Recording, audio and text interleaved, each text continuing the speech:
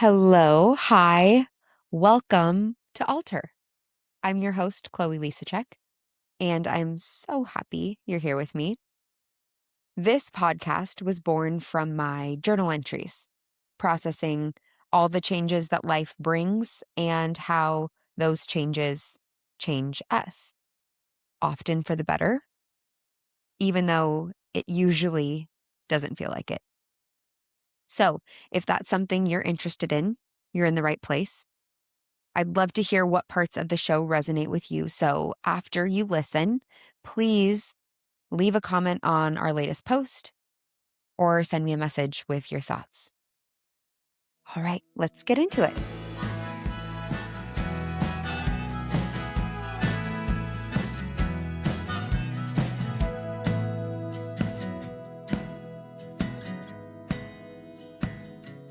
Something that keeps showing up lately is the experience of friend breakups and loss of community.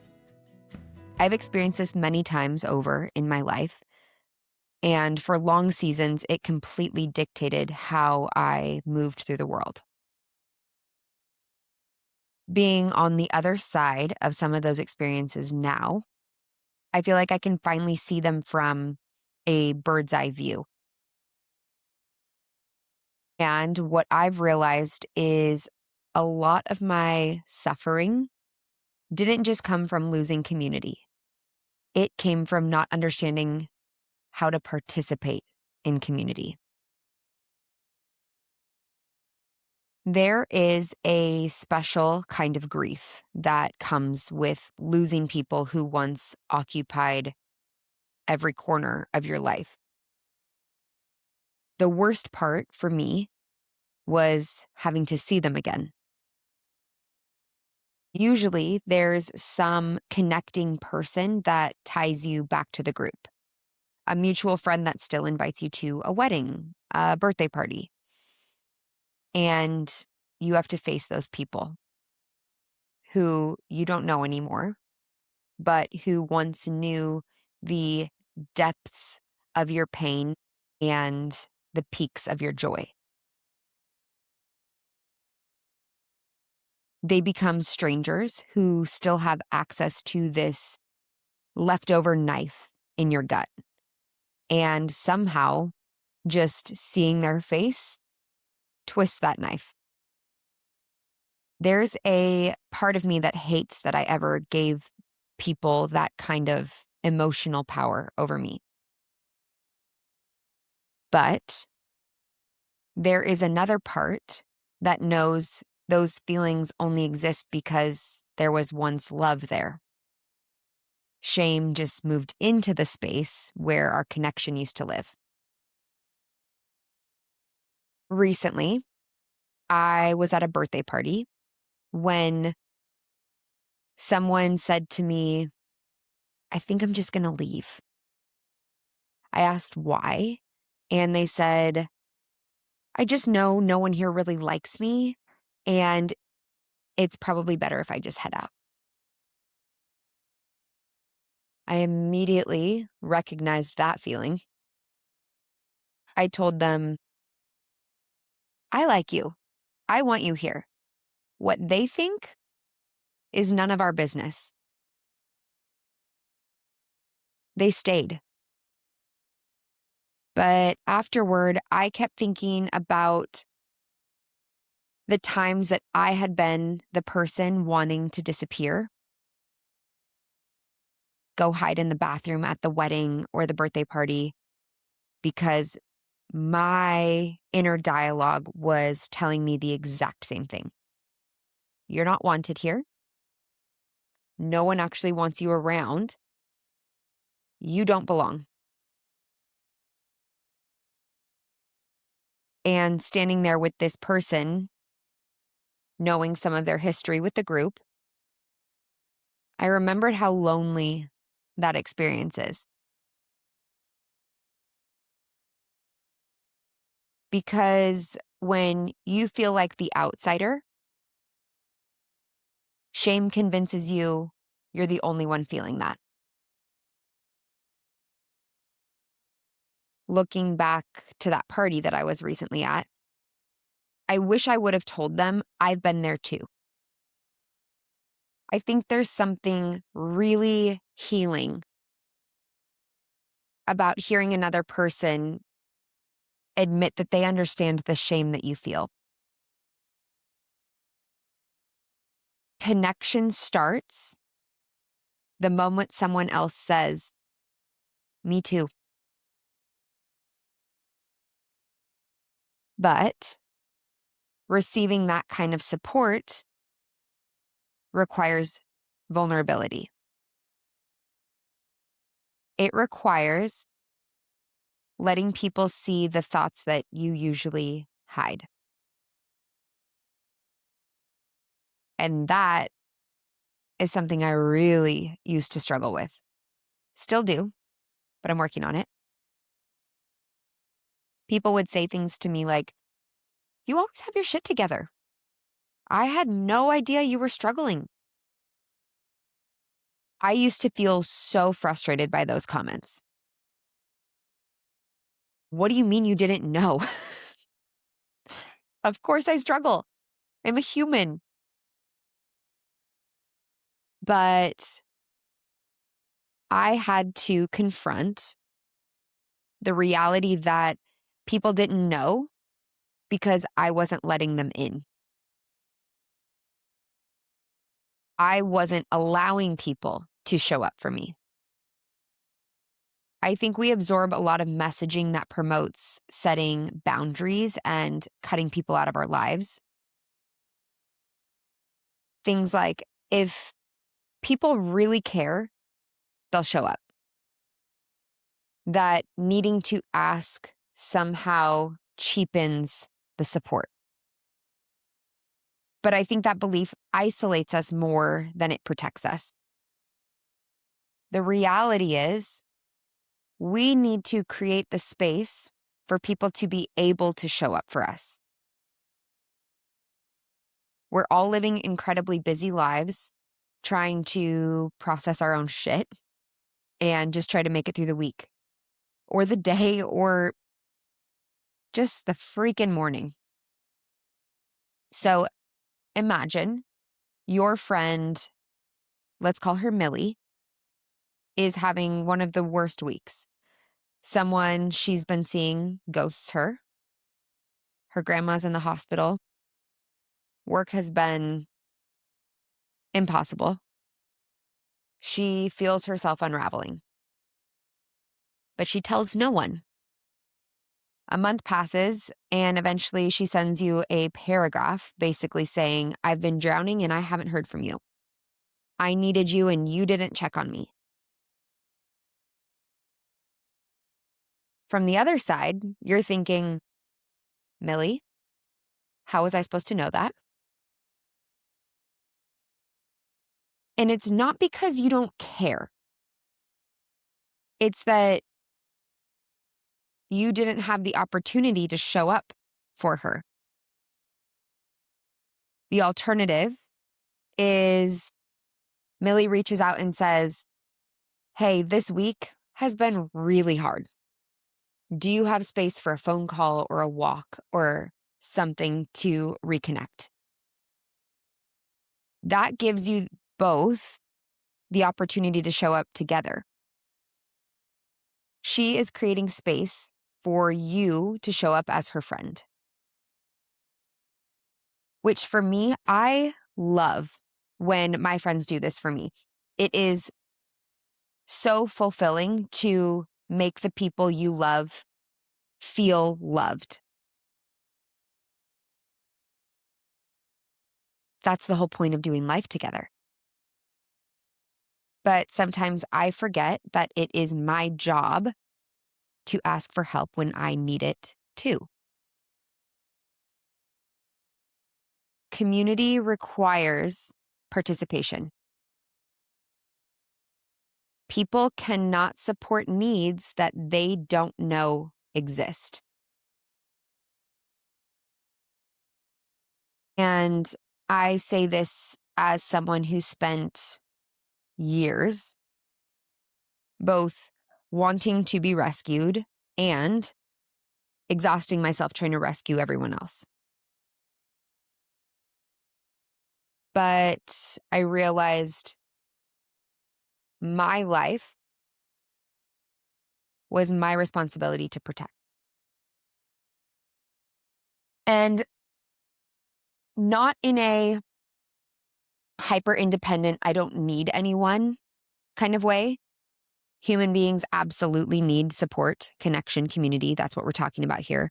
But there's a difference between asking for support and expecting other people to manage your emotional survival for you.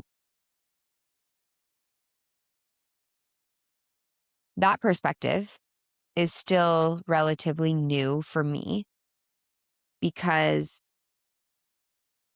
I haven't always been a good friend. There were years where I operated from this internal belief that no one understands me, no one cares about me, everyone else is the problem. And you know where that got me? Feeling isolated, judgmental, disappointed, emotionally unstable.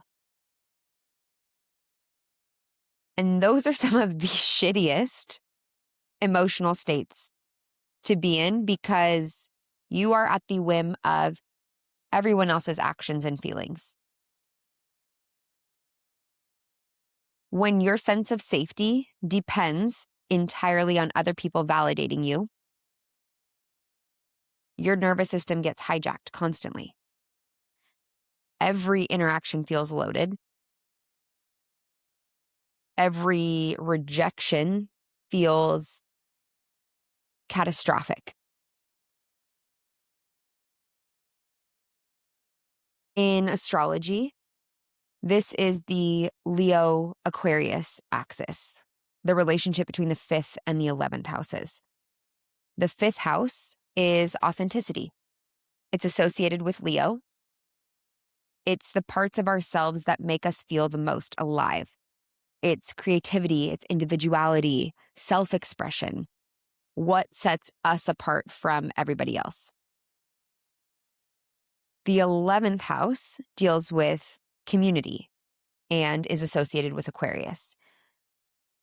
When we exist authentically, Leo, 5th house, we attract the community that loves and supports our individuality, Aquarius, 11th house.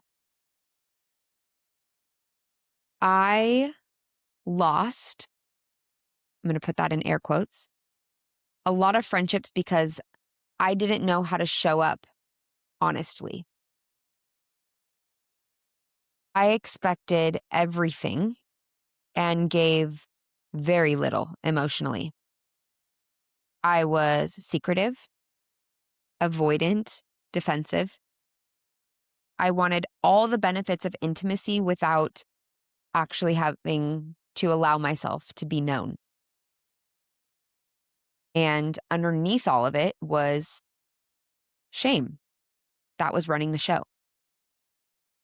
I felt fundamentally unlikable. And I think a lot of that actually started a lot earlier than I realized. Going into high school, my entire identity revolved around sports. All my friendships were with my teammates. But after an injury, I couldn't quite compete at the level that I had before. And I had no idea who I was without it. As I lost my grip on the parts of myself that I shared in common with those friends, I lost myself too.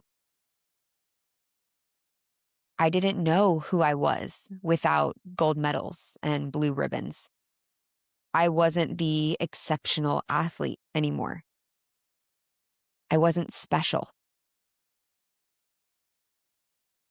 And because I didn't know who I was outside of achievement, insecurity started bleeding into every friendship that I had. I became performative. I was overcompensating in every sense, trying to be liked instead of actually just being myself. Looking back, I can see that season for what it was. Baby's first identity crisis. But at the time, it just felt unfair, brutal. Getting kicked out of your lunch table as a freshman, getting an apple core thrown at your face at the corn maze because the wrong boy liked you, hearing rumors about yourself with no community to defend you, hiding everything from your parents. No part of that ever feels like it's rebuilding you. It just feels painful and lonely. Eventually, I walked up to a new lunch table. Girls I knew from grade school made room for me. They started inviting me to run with them after school to help me rehab for a track season. They encouraged me to try out for soccer again. They introduced me to people who would eventually become lifelong friends. What mattered most was that they made me feel safe enough to be more of myself again. Once I had that community, I slowly started rebuilding my identity.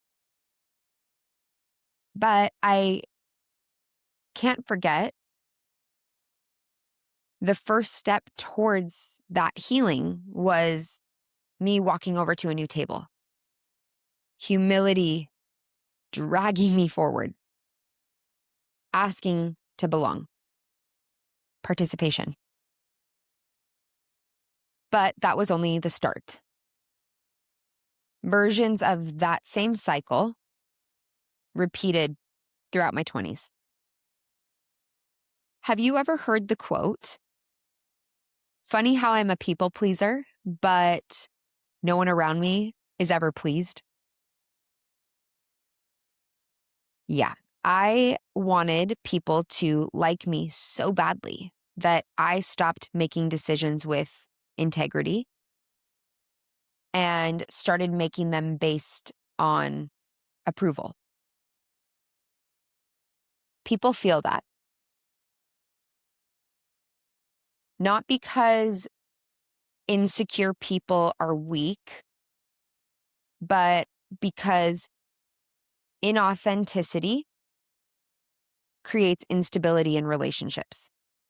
When someone is constantly shifting themselves in order to be accepted, it becomes difficult to build any kind of real trust or intimacy with them. I had to realize that I wasn't actually showing people who I was. I was showing them whatever version of me I thought would secure belonging. And no one can connect with someone who isn't truly there.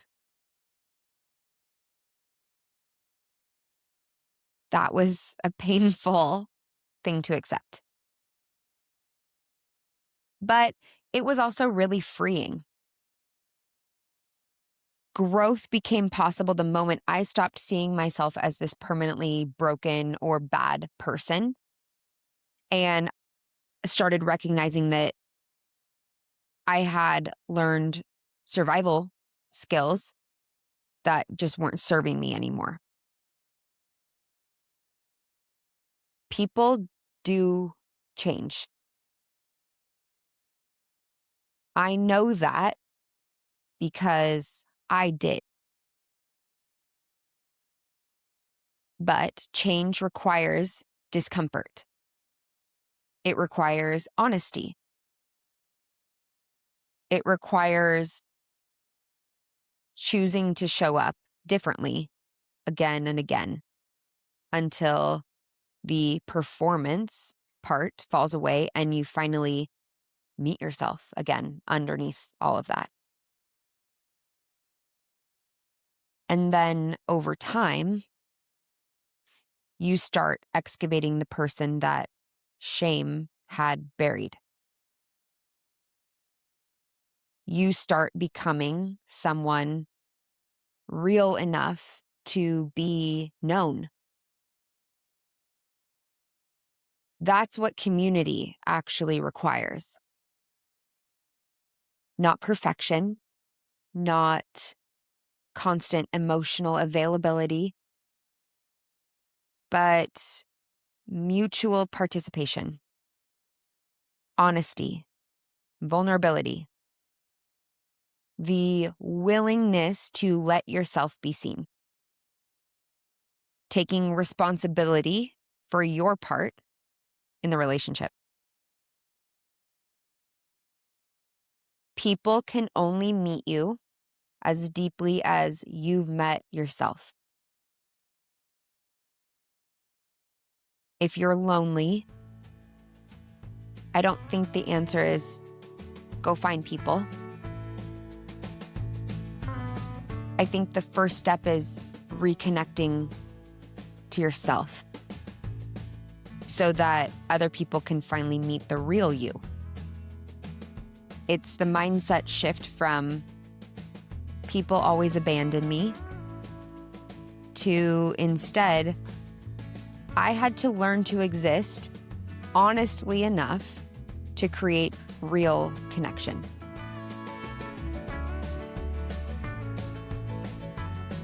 Thank you for listening to this episode of Alter. Please let me know which part of this episode resonated with you. I can't wait to dive deeper with you guys. Be sure you've hit the subscribe button on your preferred streaming platform. This helps grow the show and reach people like us who want to build this community together.